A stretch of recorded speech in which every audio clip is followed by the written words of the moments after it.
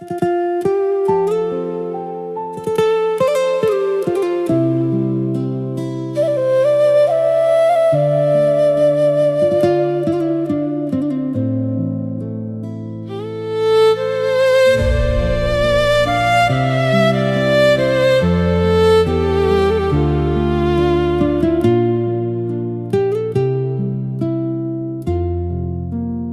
ៃដែលបងហ៊ាន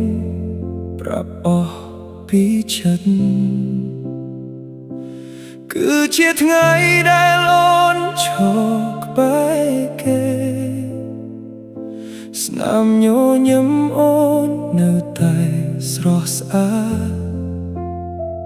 តែវាមិនមែនសម្រាប់បងទៀតពាក្យដែលបងលាក់ទុកអស់ជាច្រើនឆ្នាំថ្ងៃនេះវាគ្មានន័យអ្វីឡើយព្រោះចិត្តអូនបានជ្រើសរើសរួចហើយព្រោះតែបងមកយឺតពេកបងមិនខឹងជ្រើសគេបងខឹងខ្លួនឯងដែលមិនហ៊ាននិយាយឲ្យលឿនជាងនេះមកយឺតពេកទើបបាត់បង់អូន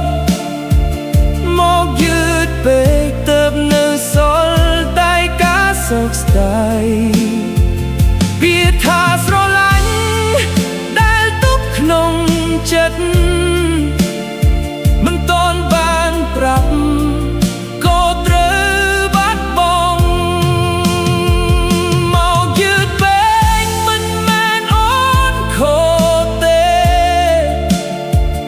គឺបងខ្លួនឯងដែលភ័យរហូត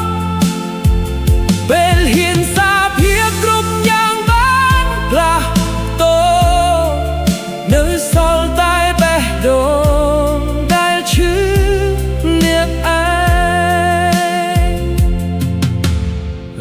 មួយសន្លឹកនៅក្នុងដៃបងនៅតែជារូបដែលបងថែរក្សា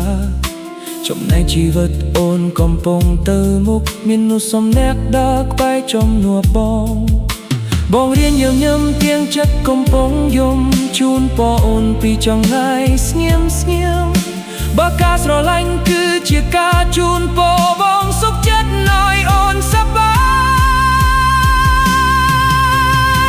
ប្រហែលជាវាសនាមិនបានសរសេរឈ្មោះបងក្នុងបេះដូងអូនតែអរគុណអូនដែលធ្លាប់ឲ្យបងមានហេតុផលញញឹម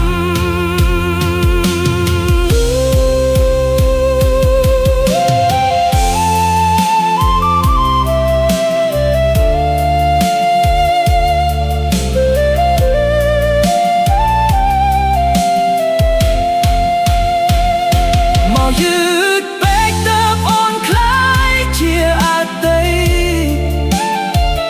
មកយឺតពេកទើបស្នេហ៍មិនទាន់ចាប់តាំងក៏ចប់ទៅ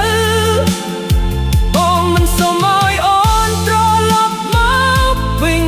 ទេគ្រាន់តែសូមឲ្យអូនមានសុខមង្គល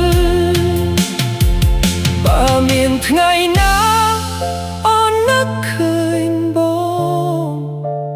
សូមចងចាំថាមាននោះស្នេហ៍ស្រ